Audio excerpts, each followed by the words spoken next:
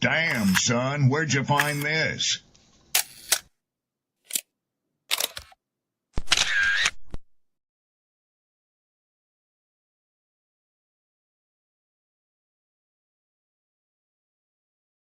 Who taught you to hate the texture of your hair? Who taught you to hate the color of your skin to such extent that you bleach to get like the white man? Who taught you to hate the shape of your nose and the shape of your lips? Who taught you to hate yourself from the top of your head to the soles of your feet?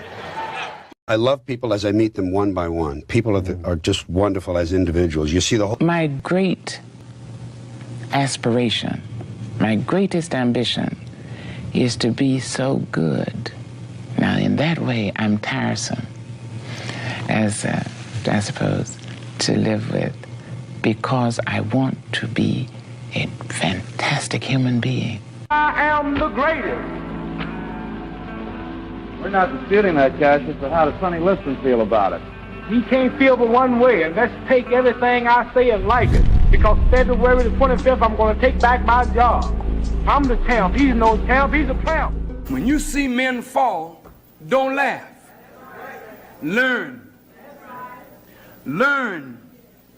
Because you're on your way up. And the things that tempt people to fall, you and I are not free from that temptation.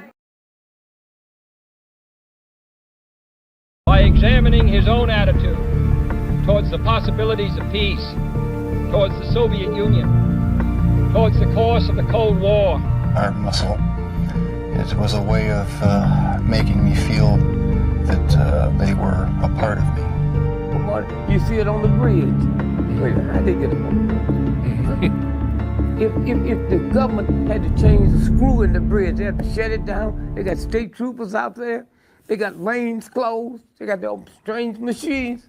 How did they get up there? What's going on, people? Blessings to everybody. Appreciate y'all for hanging out with us this evening. Y'all already know what day it is. Happy Hump Day, first and foremost.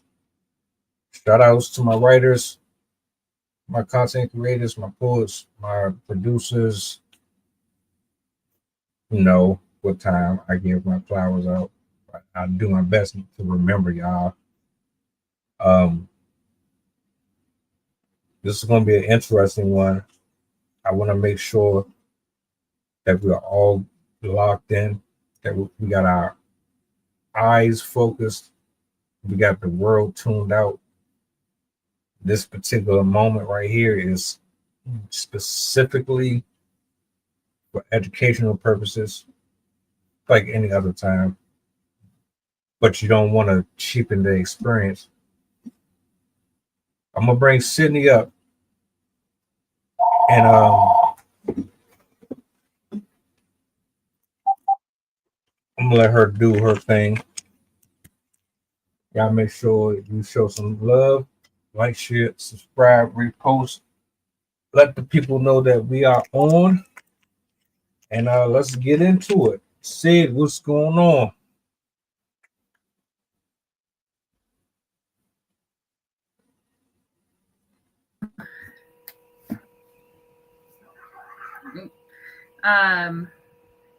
So my kids are in the background, so if you hear a lot of yelling, I apologize.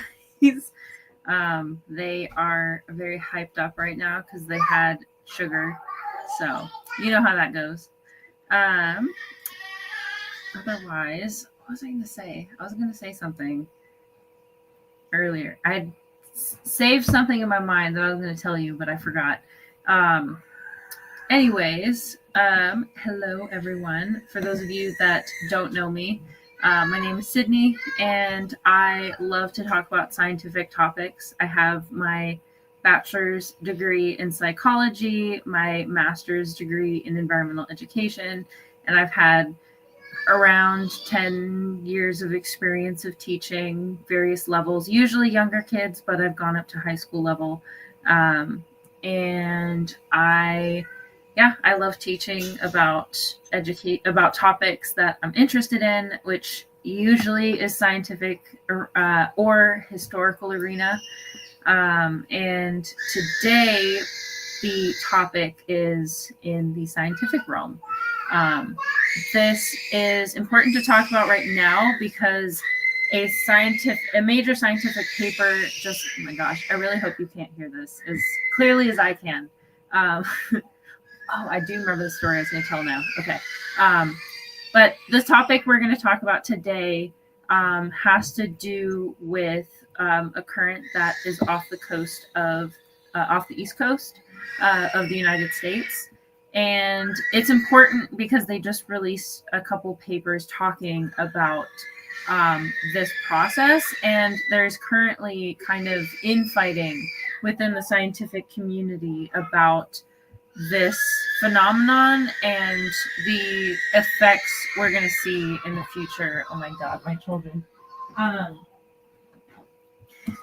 So I thought it would be important because there really is no agreement within the expert community, and we also are seeing a what do you call it?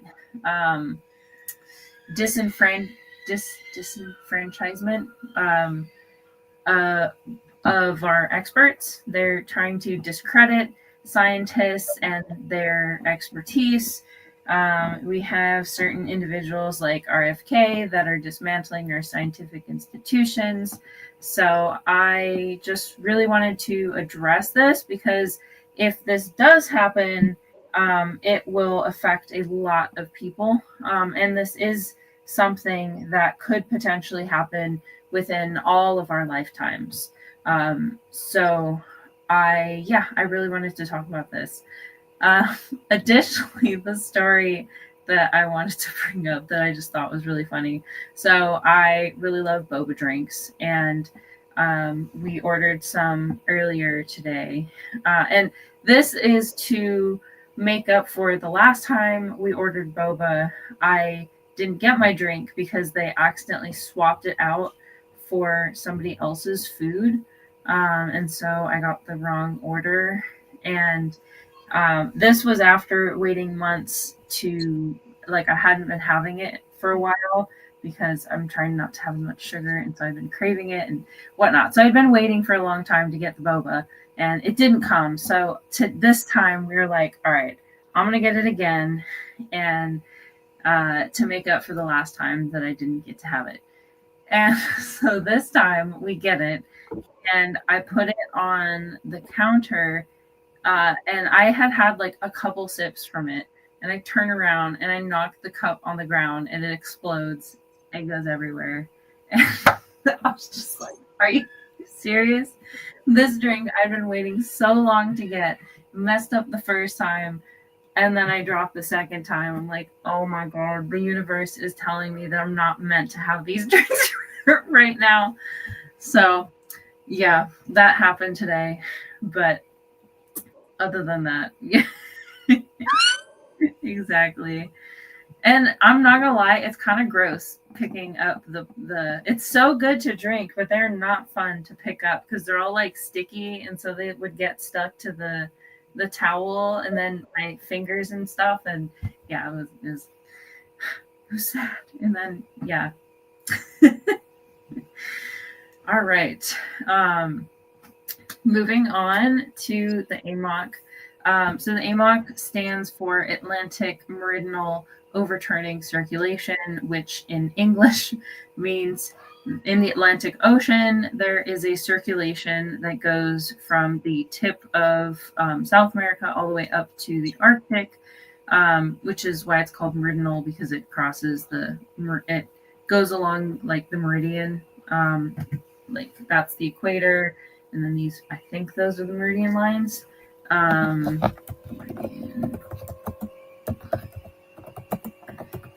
Yeah, I think it is because prime meridian is the center that way. Yeah. So those measure longitude, so that's why it's called meridional, because it goes north to south. So this circulation is really important for circulating the ocean. If you've ever had any experience with like fish tanks, you have to put like a pump or some sort of like bubbler to move around the water column, because from small to large, you want to have bodies of water have circulation, because if you don't have circulation, it allows the water to go stagnant, and eventually it can, depending on the conditions, it can like not have oxygen within the water, and that is not conducive to life. You need oxygen for life to exist, and places that don't have circulation, such as the Dead Sea, though they also have a high salt content, but they don't have circulation, so it doesn't allow fresh water to come in and whatnot.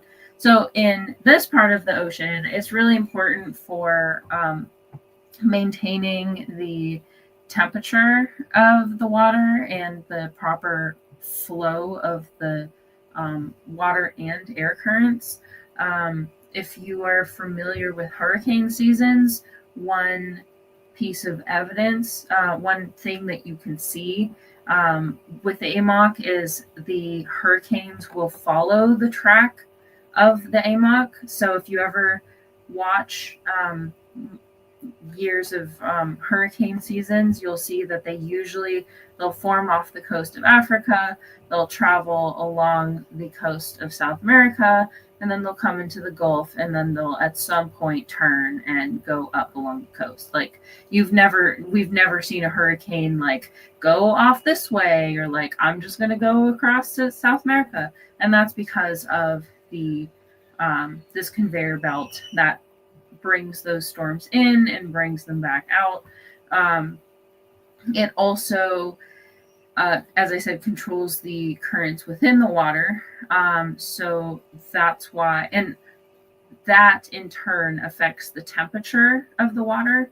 Because as we know, cold sinks, warm rises. That's why you see the cold current going underneath this warm current, because basically what's happening is you have the cold water sinking, and as it's sinking, the warm water is like coming in to replace it, and then after a while the warm water starts to cool down, so it starts to sink, and that pushes up cold water from the deep, which is called upwelling. Upwelling is actually responsible for the massive kelp forests that are off the coast of California. California's oceans, particularly around Monterey Bay, have the biggest, have the most biodiversity, most amount of species of any place on the planet. Even, I think it's either second to or even above the Great Barrier Reef in terms of biodiversity. So we have thousands of species of fish, we have hundreds of species of marine mammals, we have thousands of species of birds.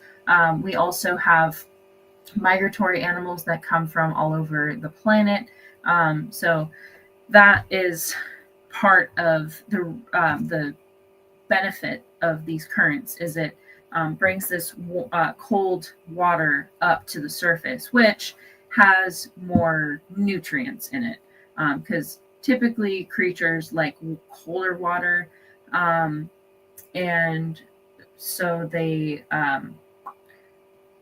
like, the larger animals like this cold water because it comes rich with nutrients. So yeah, this whole cycle controls not only the temperature of the water itself, it's a small reason why we have a lot more warm water in this area, because it kind of brings the warm water in, not to mention it is shallower, and also at the equator. But this also affects the weather of the United States.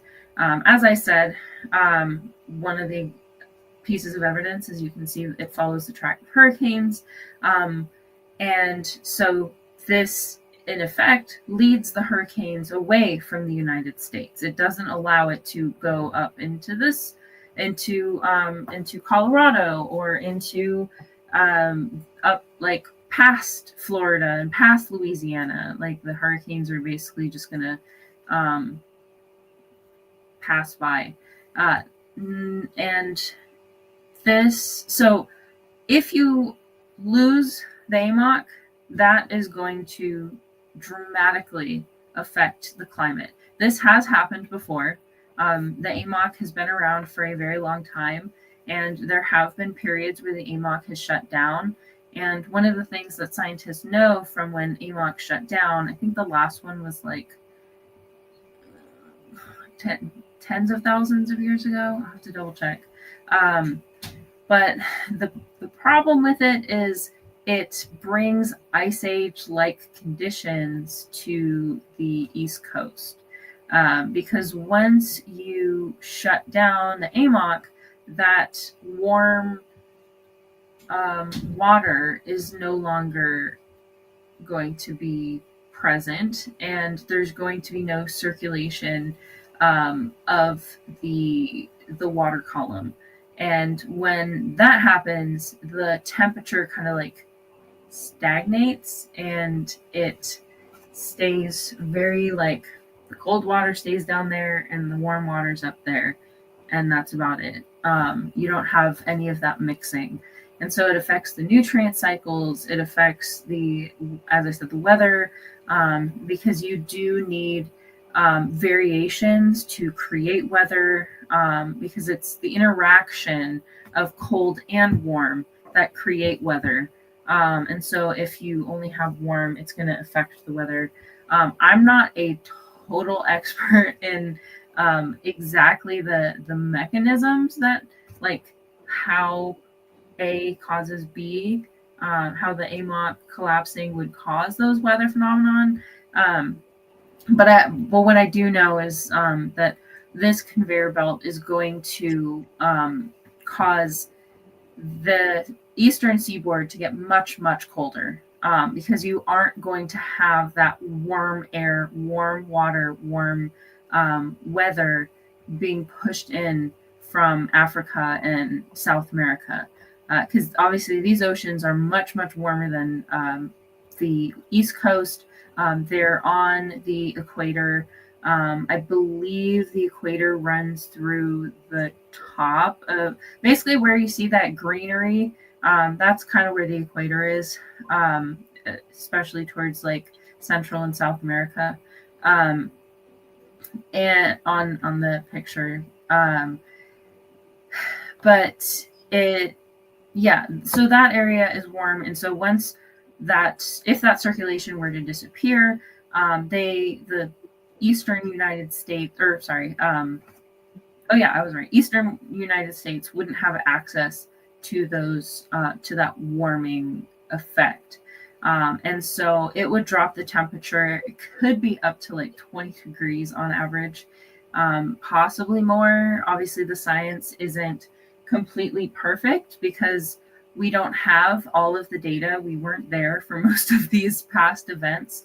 And we're only going off data that you can pull from the earth, and that you can pull from models, and that you can pull from evidence from primitive cultures and how they were dressed and how they were interacting. Like there's a lot you can find out from ancient remains that can tell, like, it's kind of incredible what they can learn from ancient bodies. Like they can tell what they ate by the stuff they find in their teeth. They can find out if they were going through droughts or famines by their bones. Like there's some crazy stuff that you can find from people. But we have been able to kind of figure out generally what it was like when these collapses happened. And as I said, it caused a massive cooling, and it was in the span of hundreds of years. This isn't over the span of thousands of years. This would happen in, like, we would feel the effects in our lifetime. We probably wouldn't see the worst of it, but we would definitely feel the impacts. Currently, there's a debate within the scientific community around if or when it's going to happen. The most I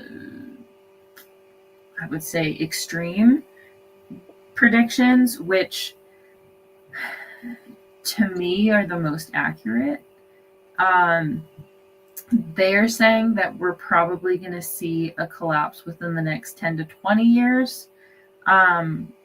The general opinion is by 2050, there's a 75% chance of collapse.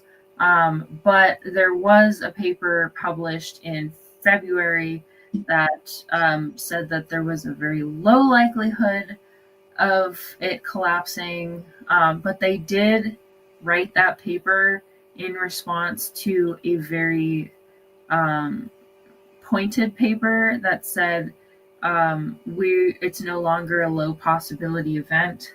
It's now a medium to high probability event of it happening. And I know there's a lot of influential rich people that don't like people thinking that climate change is affecting us. So I personally think that these papers had been written to just be like, no, the world's not ending. What are you talking about? No. So I don't really trust that other paper, but I also don't want to fearmonger. We don't know for sure. Like, Earth can do some crazy things, so maybe we'll get lucky or something like that. But I do think that this is a very possible event, especially because we've already been seeing shifts in the circulation itself, and we've had a few events where it briefly stopped. So personally, I think that we're probably going to see something, but currently the scientists say there's a 75% chance of us seeing it in our lifetime. So, yeah. So I'll leave it there for now. I was watching well, I ain't gonna say I was watching, I was reading the article that you had sent me, and there was a part in there where it said they're pretty much ignoring it. They're not really taking it serious. Shocker. I'm very shocked. Do y'all really understand how much we need the planet? I know we built buildings, and we've done all of this magnificent stuff, but do you really understand that if the earth collapses beneath us, we are screwed?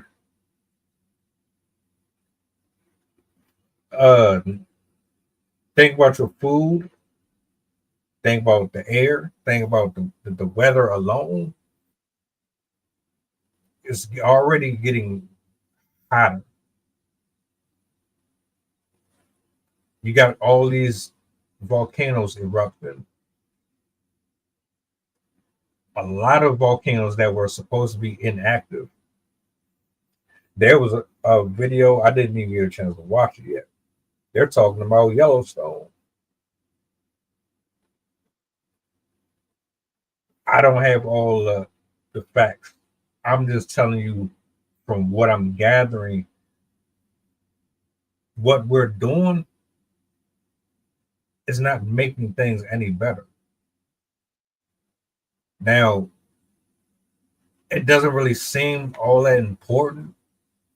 Why? Because you just going about your day. I say this all the time. We go on about our schedule. We get up, brush our teeth, go to work, come home, get stuck in traffic. We just do our daily thing. But you're not understanding, but you're burning gas. You're blowing smoke into the air constantly.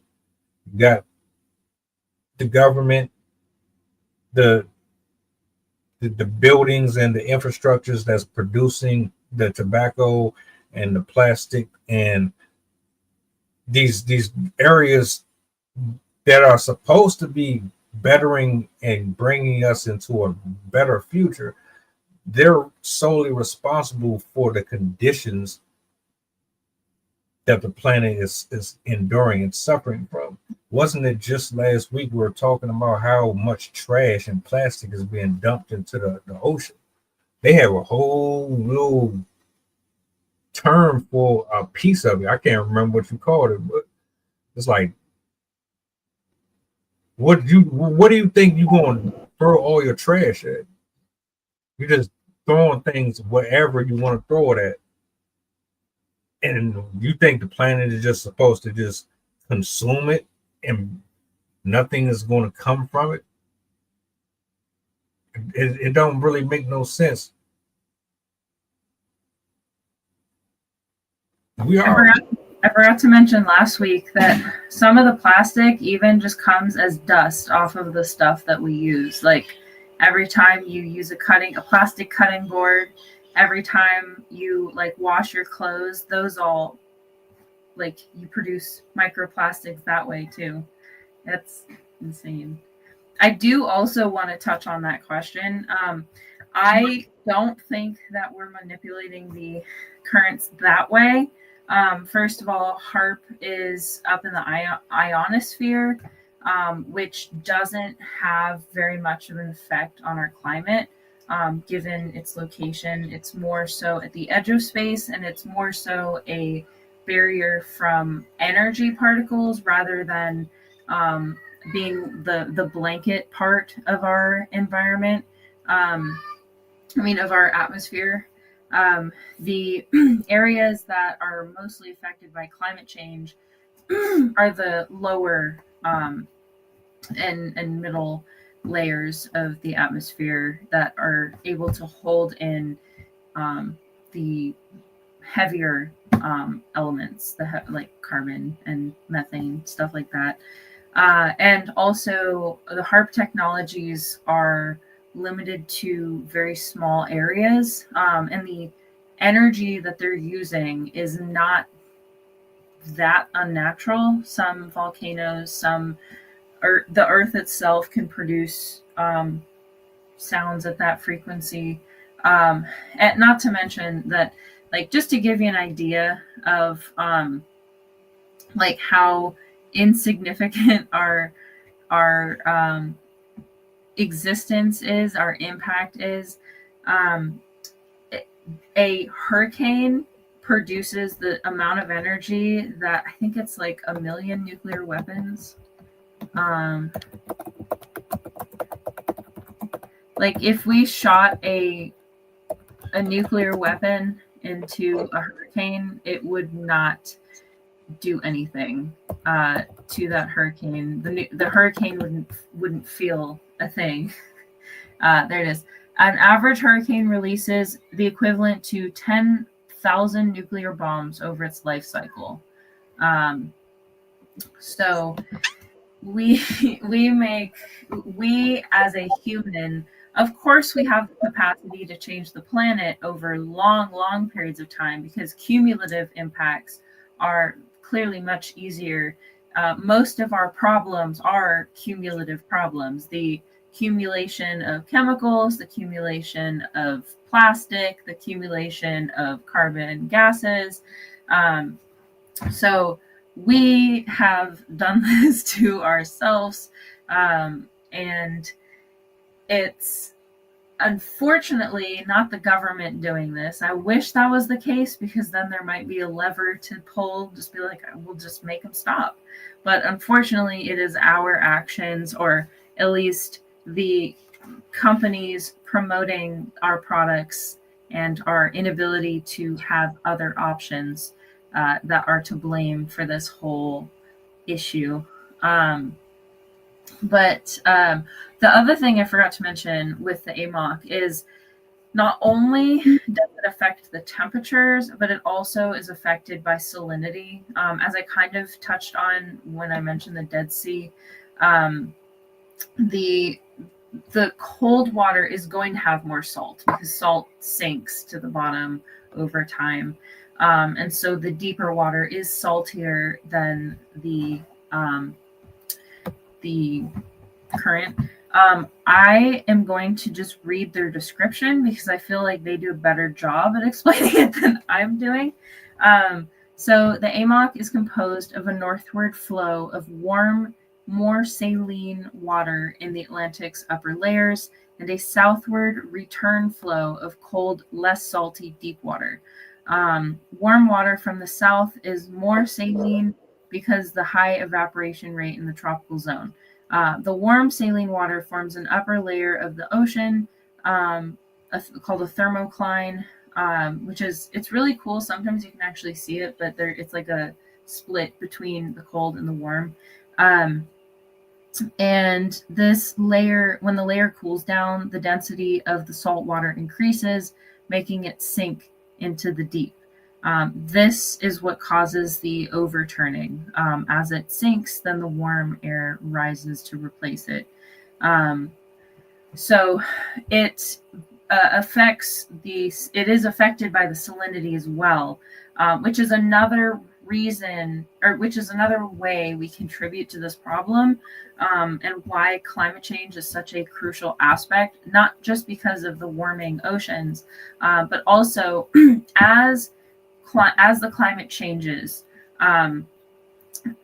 we are unlocking more water and adding it to our environment. And what I mean by that is when it's really cold, when the general temperatures across the planet are colder than normal, you are going to have more snow, more ice, more buildup on mountains, more glaciers, because basically glaciers are when snow accumulates so much at the top of mountains that it turns into a river of ice and snow moving down the mountain. And so colder environments allow more water to be locked up in the ice. And so when you have rainstorms, you don't have as much water. Think of it in the same way as different environments on Earth. Like if you go to a rainforest where there's a lot of moisture in the air, you're going to have big, thick, giant raindrops, and you're going to have a lot of it. Like when they have rainstorms, they have downpours, versus if you go to somewhere like California where we don't have very much rain very often, we don't have a lot of water in our atmosphere. When you do have rain, it's either going to be in really light sprinkles with not much water available, or it's going to be like a super downpour in a very short period of time. And what we are doing is we're making the world more like the tropics instead of San Jose, California. And so our rainstorms are becoming more and more full of water because more and more of that water is being released from the ice, and fewer or less of this water is turning back into snow and ice.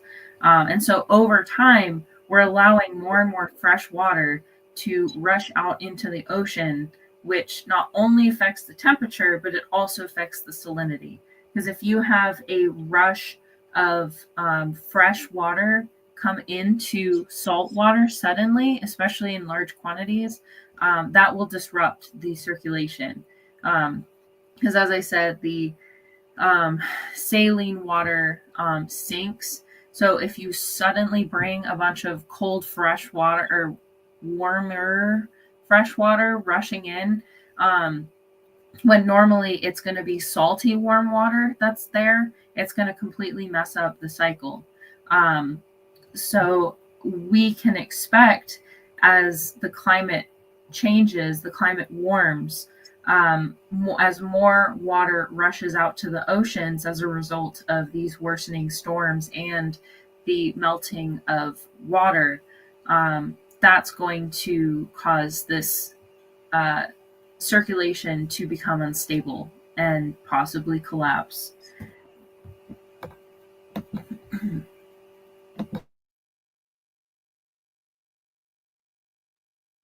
In layman's terms, You ain't got nobody to blame but yourself. You don't care. It's not really a concern. It's not on your itinerary. I think the most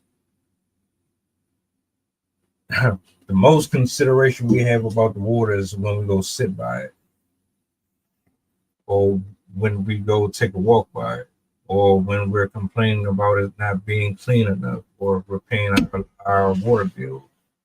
Nobody is.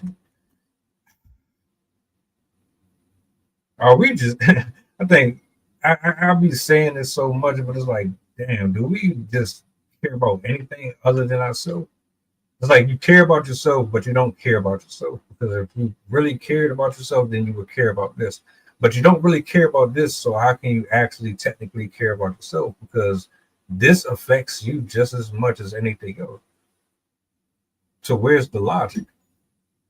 I think part of it is people just don't know what to do. Because, I mean, even me, obviously I wouldn't say I'm an expert, but I'm very, very, very well versed in the science. And I still struggle with, like, I see the problem, but what am I supposed to do? Like, this problem is so huge. And also the fact that it's not so much a, like, oh, we're pumping out pollution, so we need to just turn off the spigot and change what we're doing. I'm like, this is so much deeper than that, because so many lifelines are tied to this release of substance. For example, I should even look up the numbers. Air conditioners are one of the biggest users of electricity in terms of normal people use. I won't even get into the corporations' use of energy, but for humans, our cars, our air conditioners, our appliances like fridges, even though those have kind of gotten better, but in poorer countries, oven stoves, they're much more dirty than ours are. Let me see.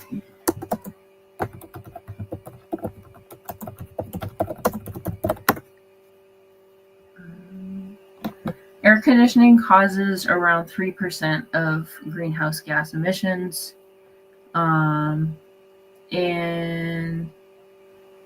there are about 2 billion air conditioning units in the world. And I don't know what the percentage is, but I know a vast majority of these people rely on these for survival, particularly like the Midwest, the South, and basically anywhere in the like Middle East, India, the tropical belt.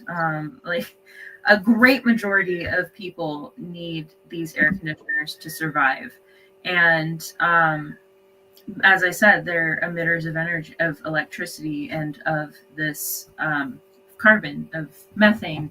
As I said, our cars are, yet so many American cities are built to be for cars and not for walkers. And so we are kind of incentivized to use cars. So this isn't a one size fits all kind of problem. Like, this is a multi-pronged problem. This is how we build houses. This is how we operate our transportation systems. This is how we grow our food, how we make our clothes, how we even go to school, and everything we do.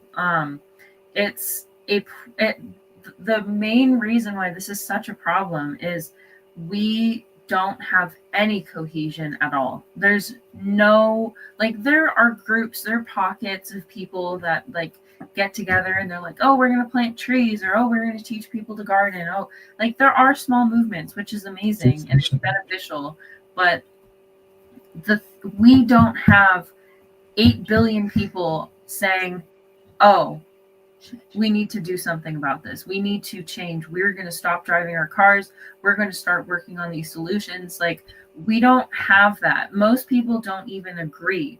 There's a subset of the population that, because of their religion, they think this is a good thing because they believe that this is the coming of whatever God or Savior they believe in. Some people it's Jesus. There are religions that believe in other things.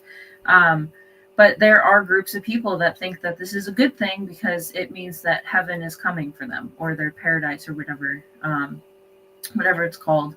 And it's also, we have people that don't pay attention at all and don't even know that this is happening. There's a lot of people that don't think it's that going to be that bad. Like, the same mentality that you see, this is the same mentality that you'd see with any type of disaster. Like, you have some people that are like, wait, I have tornadoes here? I didn't know that. You have some people that are like, oh yeah, I have like 6 months of food stored. I have this electricity figured out. Like, I even have a cow in my basement. Like, they have it all figured out. And then you have everyone in between, the ones that do some basic, like, oh yeah, I made sure our windows are windproof, or some people that like, oh yeah, I have a shelter in my bathroom set up, or something like that. Like, you have your variety of people, and not many people are at the end of the spectrum where they're exceptionally well versed. Like, I think most people fall in the middle where they're concerned, they know about it, but they don't really know what to do with the information. We're also a culture built to be distracted, where we're on to the next thing. Like, case in point with we went from the Stanley Cup to the other thing to the Labubu to something else, and like, we've had all sorts of like different trends. We jump from thing to thing. Like, every month it's a new thing, new game, new whatever. And that distractibility also does not help when you're trying to solve a... Yeah, you have something to say too?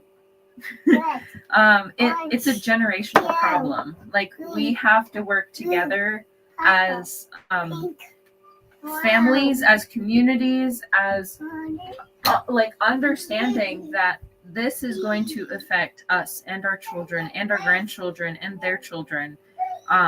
So we need to start addressing this together, because we are on track to destroy more of the planet than the meteor that killed the dinosaurs. Like, we're doing more damage than a 3 or 6 mile wide asteroid to the planet. We have, some animals have had a 90% or more decrease in population just in the last 75 years. I keep forgetting I've existed for longer. So we are going to, I mean, sadly, just in my opinion, with my background in psychology, this was actually my capstone for my master's degree, where I investigated why don't people care about climate change. And I found through my research, I surveyed over 500 people, I think. Most people believed in climate change. Most people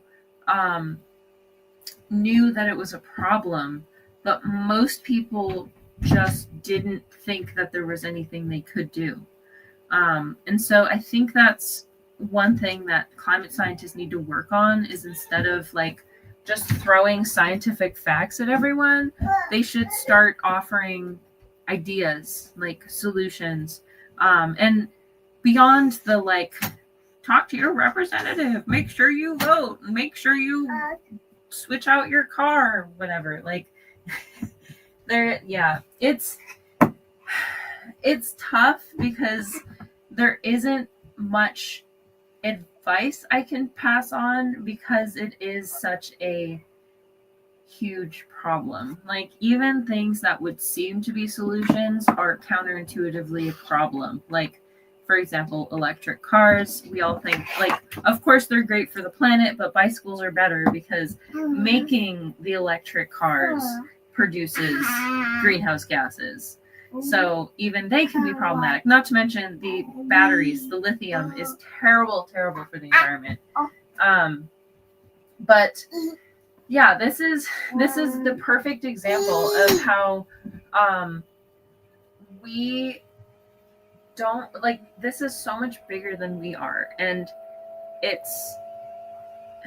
we really need to take this more seriously, because to mess with something so much larger than us and so impactful on our life is pretty stupid.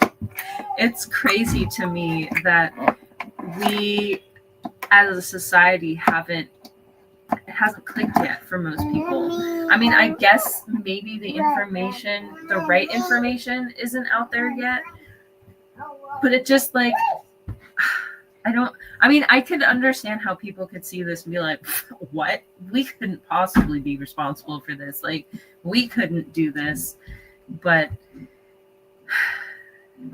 I don't know. I never know what to say about this, because I myself have kind of a doomer mindset about this stuff. Like, I personally think we've kind of already screwed ourselves over, and we're just going to be watching everything happen, especially because the Earth has so many different wild cards that we don't even know she could do. Like, there was a time in history where over the span of only a couple hundred years, the Earth's temperature dropped like 6 degrees. And we've already seen what 1.5 to 2 degrees is doing to our planet. So imagine what a change of 6 degrees would do overnight. But yeah, I never know what to say, because I want so badly to just, like, shake people and be like, wake up and do something. Like, oh my God, is it really that hard? But obviously, just, like, yelling at people doesn't do anything. This is why I'm glad I have the podcast, because then I can at least feel like I'm doing something instead of just, like, angrily writing at my desk, hoping one day someone will read a poem. Or at least, and hoping that they actually understand what I'm writing in the poem, since I like to use metaphor so much. So it is nice to get a platform to yell constructively at someone in a conversation. This is what's going to happen.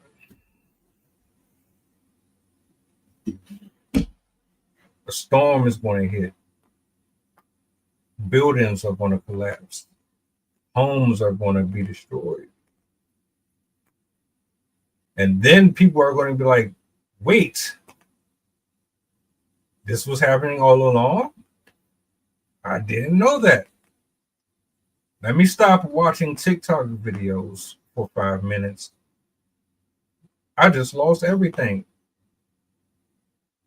Now I need to pay attention, because now I have to figure out how I'm going to rebuild my life or recoup from what I have already lost. That's exactly what's going to happen. And the beauty about this, because whether or not one person watches or 3 people watch, somebody knows what's going on. The information is out there. So what you do with it is completely up to you. But you know how hard-headed we are. It's like telling someone not to dine on their favorite snacks and desserts. Leave it alone. Start eating vegetables, and yeah, you won't do it until the doctor tells you ain't got no choice. I forgot who said this, but there is a quote, like, most people only start eating vegetables when they find out they have cancer. Yeah. It does give me hope, though, in the sense that, ironically, in the same way that, like, every little action makes a difference in the way that, like, all of our actions collectively, all of our little actions collectively caused climate change, it also works the opposite direction. So as people start making these changes and demanding these changes in society, eventually it will start to explode outward and be more, there will be more people that jump on to the changes that are needed. So that does give me hope that we'll eventually get there. But I do think you're right. As my focus was disaster management, I found that most people's perspectives were changed once they personally were affected. Sometimes it was if somebody close to them was affected, but most of the time people changed their mind when the storm hit their house, the flood hit their house, the heat wave affected their neighborhood. So I really think that the majority of the planet are going to have to experience these effects, which is why I think if you look at the statistics, 90 to 99% of people in South America and Central America and Mexico believe that climate change exists and is impacting them today. 90% of people in Africa who have heard of it or who were informed of it believe that climate change exists and have noticed things impacting them. Whereas, in China, 80% of the people they surveyed believed in climate change. India was around 85%. I think Europe was around like 83%. United States was at like 60%. We were one of the only countries that, I think Russia was the other one that didn't believe in climate change. But we are one of the few countries, industrialized countries, that do not believe in climate change. But I think part of the reason is we're so removed from the environment here. In Europe, people are very nature centric. They really love hiking. They love biking. They have a lot of parks. They have a lot of natural settings that are preserved for the public to enjoy.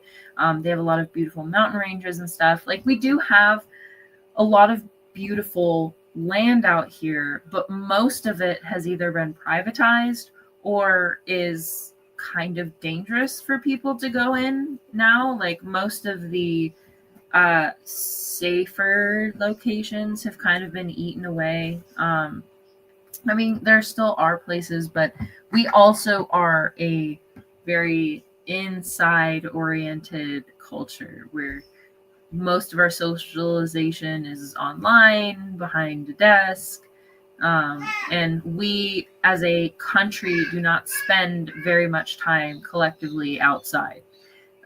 So I think that probably contributes to this mindset where we are just so like disconnected from everything around us that we don't recognize the things that are affecting us. Because most people, like, oh, it's raining, I'm not going to go out today.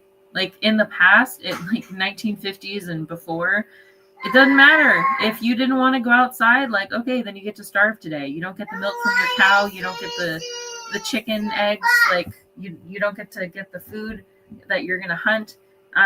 So we are not confronted with our environment as much as people around the world are today, and as we were in the past. So I think that also contributes to why we are kind of oblivious to what's happening. So I think we will need that big moment to show the world, like, come on, do you not see this? It's here. And I think we're getting to that point. I hear more and more people, especially in red areas, now saying like, oh yeah, I believe it. And the kind of anti-religiousness is falling away to a degree. It's still pretty pervasive in our political spheres, but I've noticed the population has changed quite dramatically, especially since Helene, the wildfires in Lahaina, the wildfires in the Palisades, all of the there's been a couple storm outbreaks. There's been a number of events that have caught people's attention. So I've also noticed it's more widespread that like news medias and especially like small town ones are more open to discussing those types of topics on air. It's not as taboo as it used to be. So yeah, I think we're getting there, but we'll see. Hopefully we don't switch our attention. That's all we do is switch our attention. It's one trend at a time. One day it's in, one day it's not. One day you care about it, one day you don't. Right now, everybody talking about Cardi B. So tomorrow is going to be about the Epstein case. By the way, cheap plug. Check out the video I just uploaded. The victims, they said we're not waiting no more. Y'all don't want to do right by us. We're going to make our own list. Keep an eye out for that. But nah, I'm optimistic like you are, but it is what it is. I can only do but so much, just like you. That's why I write poetry, because it helps me not go crazy and have an outlet for these things. It's so frustrating, especially when people are so blind to it. But I have noticed that if you have a open conversation with people, like if you are like receptive to their perspective and like acknowledge, they're more willing to kind of listen to you. But it's the religious fanatics are pretty hard to deal with. I still remember I was like 15, 16. I was giving a tour. I give a tour of the outside and inside of the facility. We're talking about the whale because they have a gray whale skeleton or blue whale skeleton out, or they have both. We're talking about the blue whale because it has the vestigial hip bones where when whales used to be mammals with legs, they had hip bones, but whales obviously don't need them, but they still have the remnants of those hip bones that you can see near their pelvis. And I was talking about them, and the person looks at me and they're like, "Oh, that's not possible because the Earth is only 6,000 years old." And I was like, "Right." And all I could say to them was like, "Oh, right. Sorry, I forgot."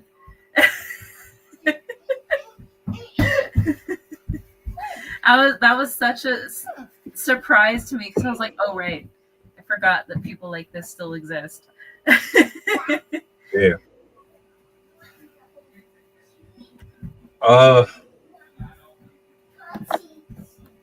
My final thoughts.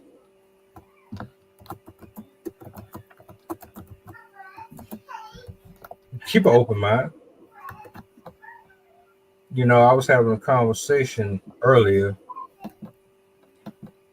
and now that it's coming back to me, we get so distracted by the internet and specific things that catch our attention, but the world can be burning down around us and we don't see it. Even if you take 5 minutes, 10 minutes, 20 minutes out of your day, do something out of the ordinary that you don't normally do. Read up on some things that you typically wouldn't.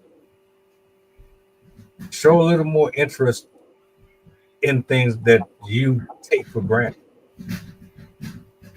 Broaden your perspective.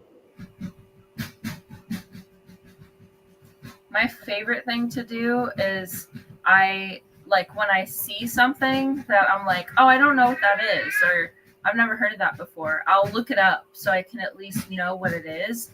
and then if it interests me, then I'll look into it more. It starts small. It's really a habit. I've definitely made it my habit to investigate anything that is interesting to me, and letting me kind of follow the trail to learn about whatever I'm interested, like the types of things that I'm interested in within the realm of that topic. And I promise it sounds like I don't have to do all this reading. That sounds boring, but you can learn a lot about the world. And the more you learn about the world, the more you can connect to other things. And really, I think that's the way to develop your intelligence, is to be able to get to the point where you can start making connections to things that nobody would have ever thought were related. And I think those are the ways that you solve problems the best, is by being able to put two things that nobody would have ever considered could be put together, and putting them together and coming up with some new type of solution. So that's why I always love like cross-disciplinary study, and just, as I said, paying attention, or as you said, paying attention to the world around you, and realizing that as much as we want to be, we're not one person. We aren't the star of the show. We aren't we aren't the main character. We are one in a system of many, and we are part of a larger effect. We ourselves have an impact on the things around us, and so we really should be finding ways to minimize our impact, or at least when we make an impact, to make sure that that impact is for the betterment of those around us and not to the detriment. Well said. Hi. Can you say Amok? Amok.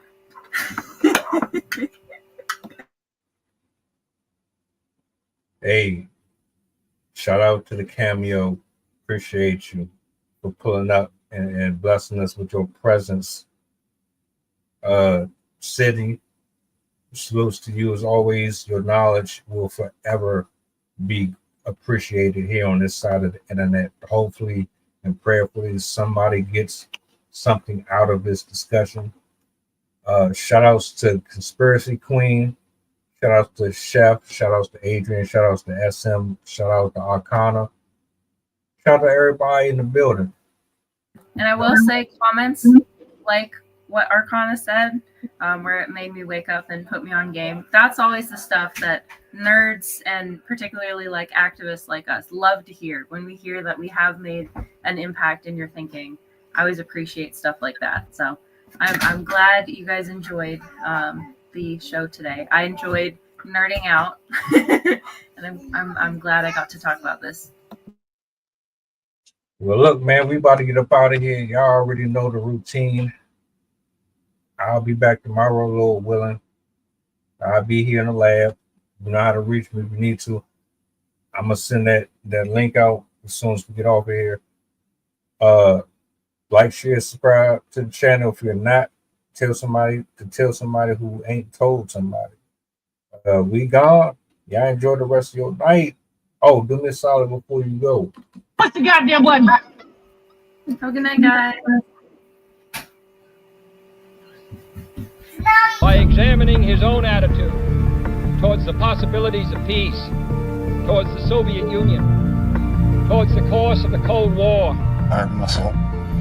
It was a way of making me feel that they were a part of me. You see it on the bridge.